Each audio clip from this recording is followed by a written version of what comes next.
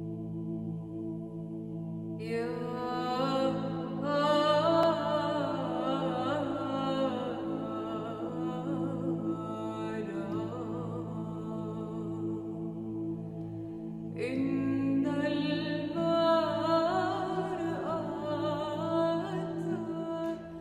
le projet de Dieu, la prière incessante a pour but de produire en nous, jour après jour, un changement essentiel ininterrompu.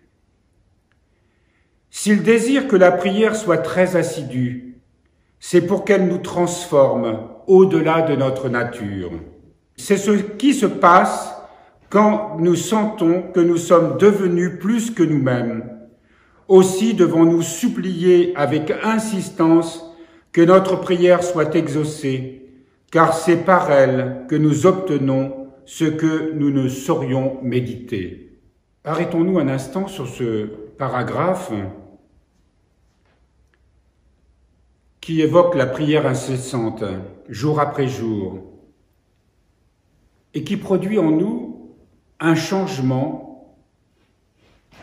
essentiel, ininterrompu.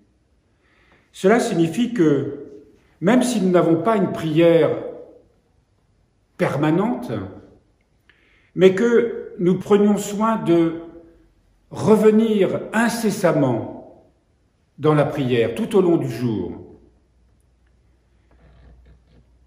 eh bien, chaque fois que nous nous tournons vers le Seigneur, nous le rencontrons, nous entrons à sa présence et il se produit mystérieusement une transformation sans même que nous nous en rendions compte.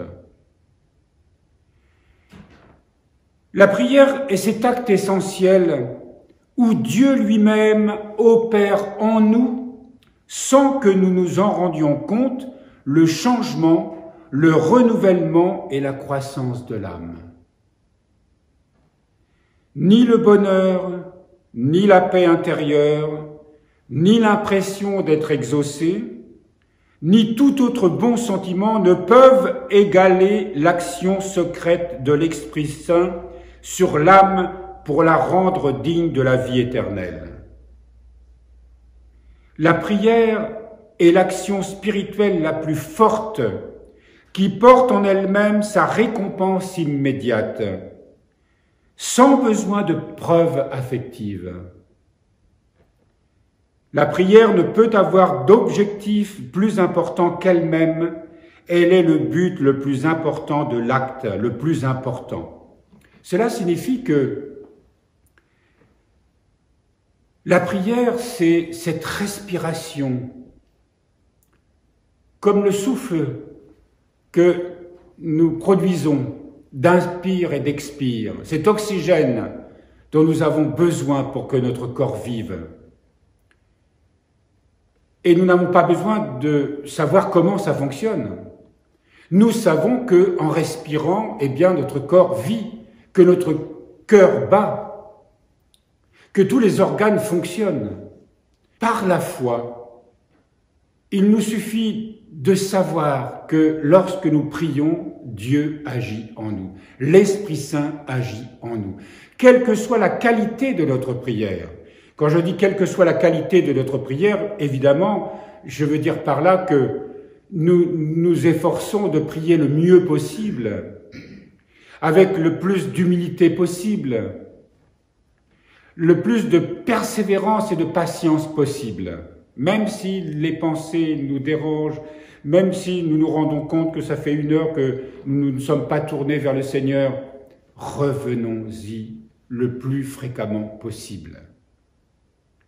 Et ainsi va s'installer en nous cet automatisme qui se transformera en besoin de prier.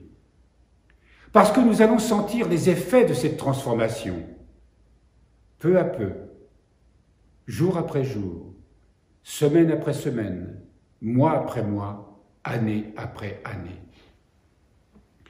La prière est ouverture sur l'énergie active de Dieu, force invisible, force intangible. Selon la promesse du Christ, l'homme ne peut sortir de devant Dieu sans obtenir un changement essentiel. Un renouvellement qui ne sera pas soudaine éruption, mais construction minutieuse et lente, presque imperceptible. Vous avez remarqué combien nous voudrions tout de suite des résultats. Lorsque nous demandons une grâce à Dieu, nous voudrions être exaucés tout de suite, et surtout tel que nous le voudrions, sous la forme que nous souhaiterions. Mais Dieu sait exactement ce dont nous avons besoin, beaucoup mieux que nous. Il est une certitude, c'est que dans la foi, il entend nos prières. La prière doit être pour nous ce désir permanent d'être unis à la vie, à la vraie vie. Cette vie qui nous a donné naissance, qui a donné naissance à tous les mondes, cette vie qui ne cesse de soutenir les mondes et de les faire croître. Dieu a donné à l'homme cette liberté de désirer volontairement cette vie. Parce que l'amour suppose la liberté, suppose un acte volontaire, suppose un désir profond de l'être, à désirer cet amour. Et la forme qui nous a été donnée, c'est la prière. Si vraiment nous voulons répondre à cet amour qui est Dieu, c'est par la prière. Il n'y a pas d'autre moyen. Les sacrements que nous recevons doivent être pour nous une grâce qui stimule la prière, stimule notre désir de rester unis à Dieu. Celui qui persévère devant Dieu et qui persiste sans se lasser à se confier à lui par la prière, recevra en retour bien plus qu'il n'espérait, et bien plus qu'il ne le méritait. Celui qui vit dans la prière amasse un immense trésor de confiance, un immense trésor de confiance en Dieu. La force et la certitude de ce sentiment dépassent l'ordre du visible et du tangible. Car l'âme s'imprègne de Dieu profondément en tout son être. L'âme s'imprègne de Dieu profondément en tout son être.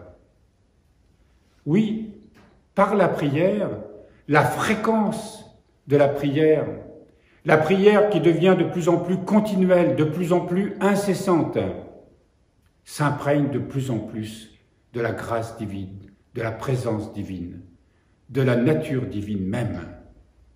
Et l'homme ressent la présence de Dieu avec une grande certitude, au point de se sentir plus grand et plus fort que lui-même.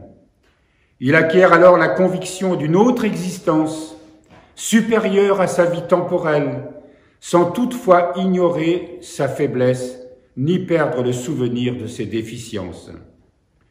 Ce sentiment de certitude de la présence de Dieu, de sa force, produit dans l'âme l'élargissement du champ de perception des vérités divines, l'épanouissement des capacités de discernement et de vision.